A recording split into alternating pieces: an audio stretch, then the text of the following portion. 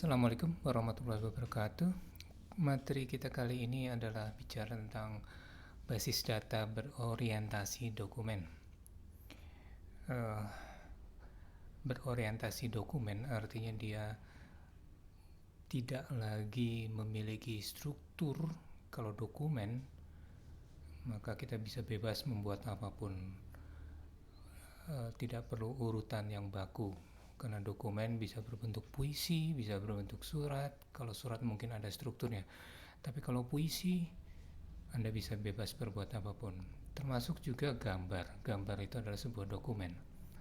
Jadi kita akan coba membahas tentang basis data, tapi tidak lagi merujuk kepada standar SQL ataupun RDBMS. Tujuan pembelajarannya, kita berharap kalian mampu menjelaskan apa itu basis data berorientasi dokumen. Kalian mampu menerapkan DBMS NoSQL untuk membangun sebuah basis data.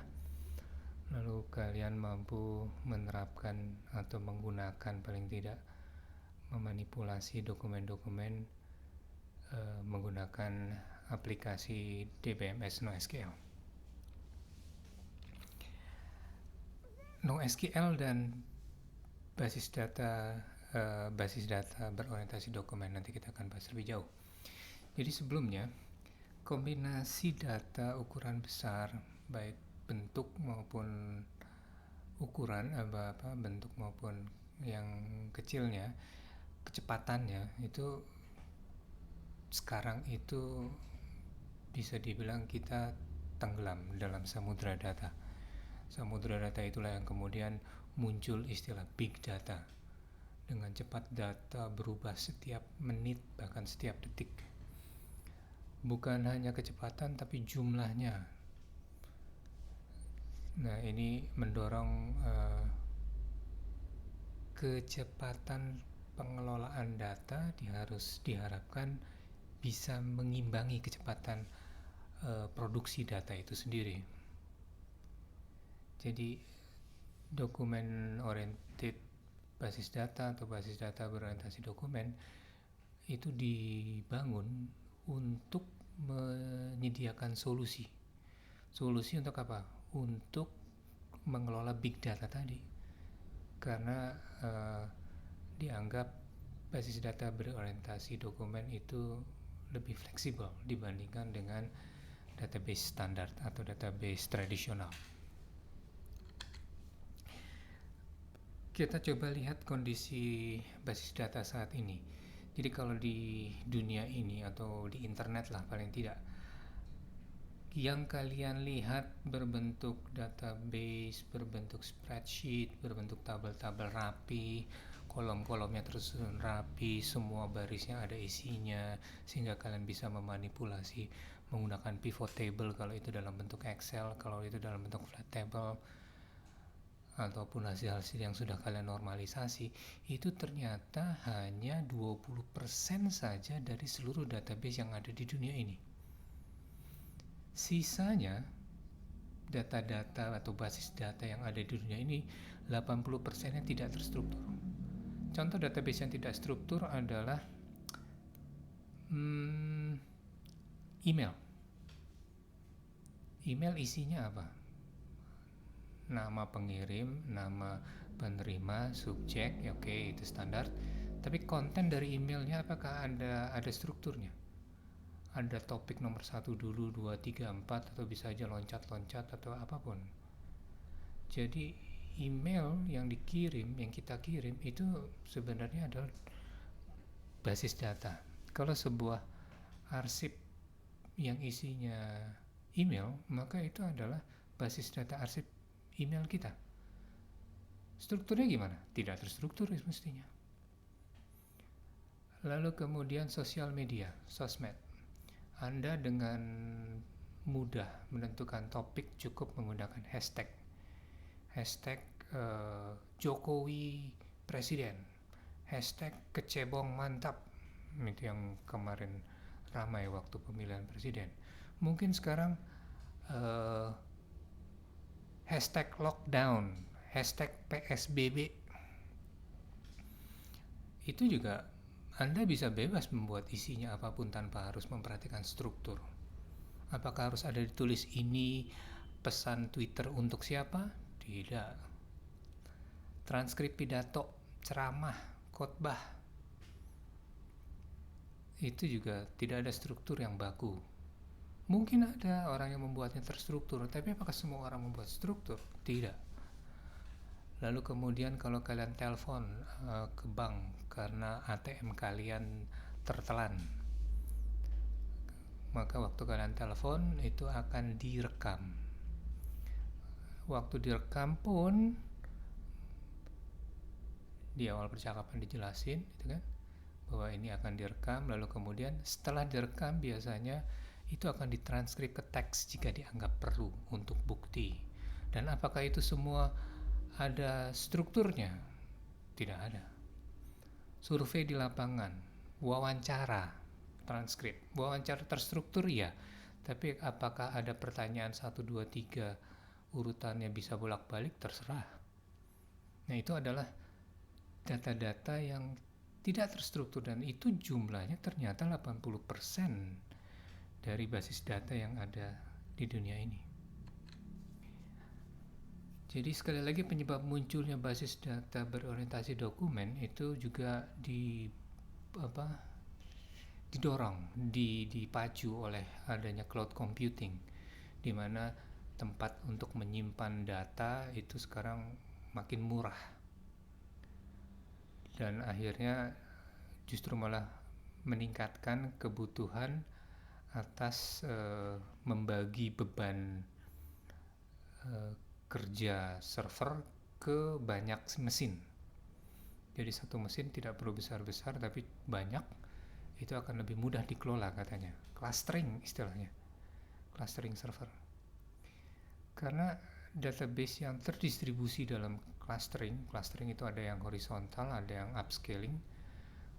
Nah, kalau yang upscaling itu akan makin sulit dibandingkan dengan database berbasis dokumen yang dia menggunakan clusteringnya, expandingnya, penyebarannya horizontal. Lalu kemudian juga kebutuhan penyimpanan data dalam bentuk yang tidak struktur tadi, video lah, data-data medsos, audio, itu makin banyak. Twitter sekarang bisa mewakili dianalisis datanya untuk menentukan kira-kira masyarakat ini dalam pemilu akan memenangkan siapa. Itu sudah bisa diprediksi. Atau kita bisa melihat hoax, bagaimana pola penyebaran, bagaimana kita menganalisis mana informasi yang sifatnya hoax atau bukan. Kita bisa melihat kubu A dan kubu B yang bertarung lewat media sosial. Itu semua mengharuskan kita menyimpan data-data yang tidak terstruktur itu untuk bisa dianalisis. Dan yang ketiga, ini juga terkait dengan pengembangan aplikasi.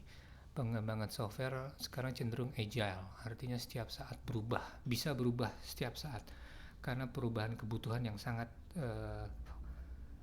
ekstrim, sehingga dalam waktu ke waktu atributnya ternyata harus ditambah karena ternyata atribut ini dibutuhkan untuk menganalisis data ke depannya, dan seterusnya.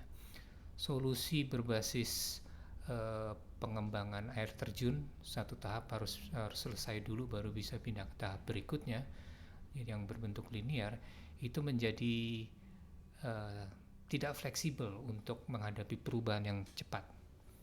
Dan basis data berorientasi dokumen sangat mudah mengadopsi, mengakomodir perubahan tersebut karena perubahan struktur tabelnya minimal. Itu semua menjadikan penyebab kenapa basis data berorientasi dokumen makin banyak muncul.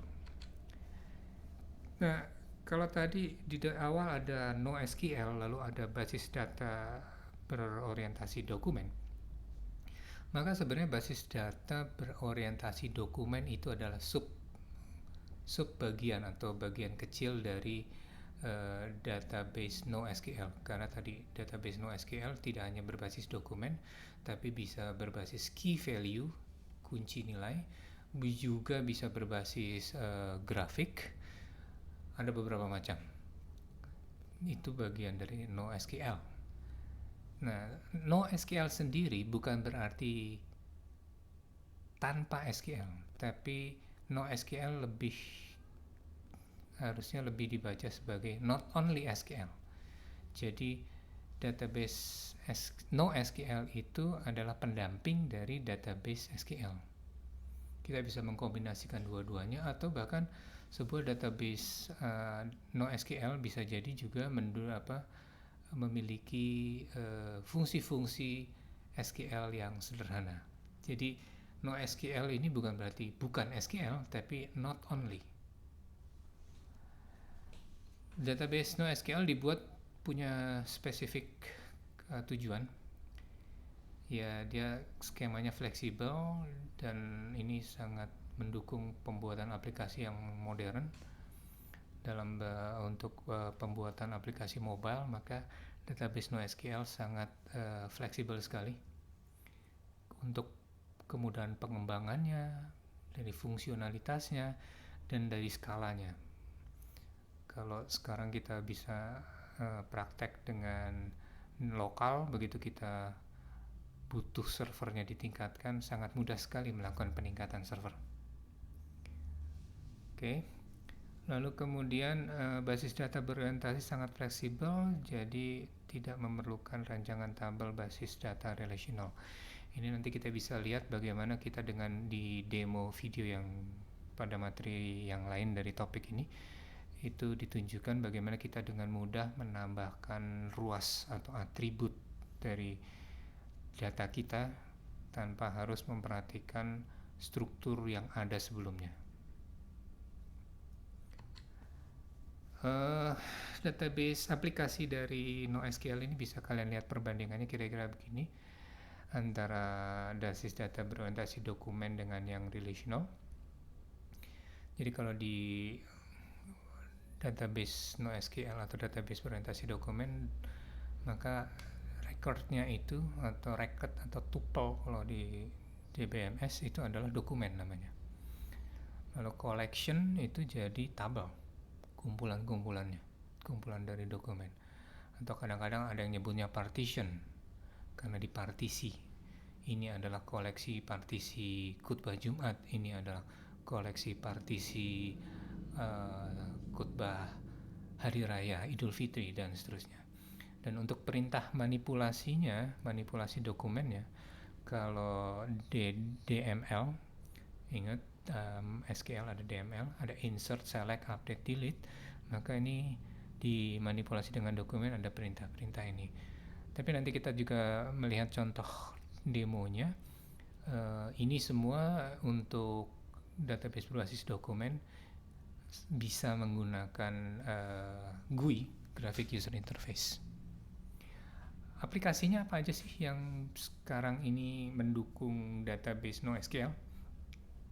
Jadi kita tidak bicara hanya basis data orientasi dokumen, tapi basis data NoSQL ya. Maka ada banyak software, ada MongoDB, Cloud Data Store, Azure itu punya Microsoft kalau nggak salah, Rating, Couchbase. Nah, nanti yang akan kita demokan, akan kita videonya saya buat demonya, itu adalah CouchDB, itu buatan Apache Foundation.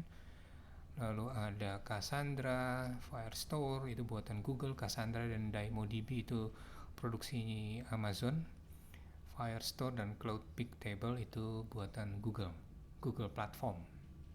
Ini adalah beberapa aplikasi yang mendukung DBMS NoSQL. Tidak hanya berorientasi dokumen, tapi bisa juga berbasis grafik, berbasis key value, macam-macam. Lalu kenapa kita mesti mempelajari ini? Karena ternyata kalau diperhatikan metadata bibliografi itu cocok untuk penggunaan basis data berorientasi dokumen. Karena satu, query-nya lebih sederhana, mendukung berbagai variasi bentuk query, operator booleannya, pencarian frase maupun fuzzy search-nya itu lebih lebih fleksibel dibandingkan dengan RDBMS, Relational Database Management System, yang standar atau berbasis SQL.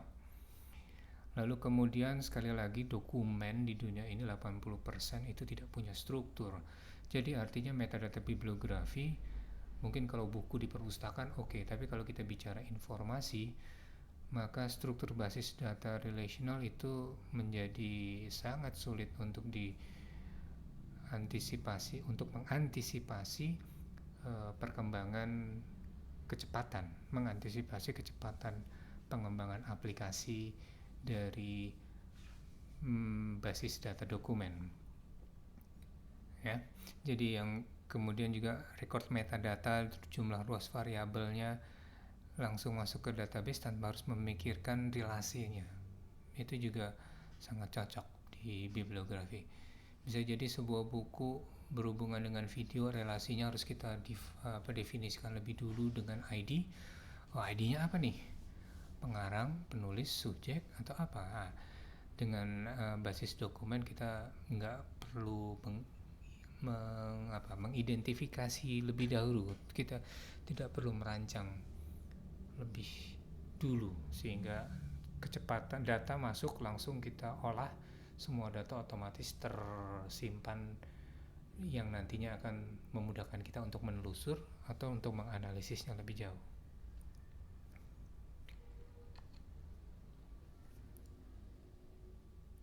Jadi ada beberapa buku yang menjadi bahan rujukan. Ini mungkin bisa kalian baca lebih jauh lagi tentang database NoSQL, atau kalau nanti saya siapkan juga beberapa link, sayangnya dalam bahasa Inggris, jadi mungkin sebaiknya tingkatkan kemampuan bahasa Inggris saudara-saudara sekalian Anda, karena dengan demikian Anda bisa belajar lebih jauh lagi tanpa harus tergantung dari materi yang diajarkan dosen, karena di internet itu banyak sekali sumber-sumber referensi tentang database NoSQL yang dalam format bahasa Inggris, maupun tutorial dan video-video yang disampaikan dalam pengantarnya dalam bahasa Inggris.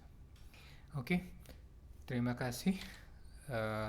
Kita akhiri pembahasan tentang materi database berbasis dokumen.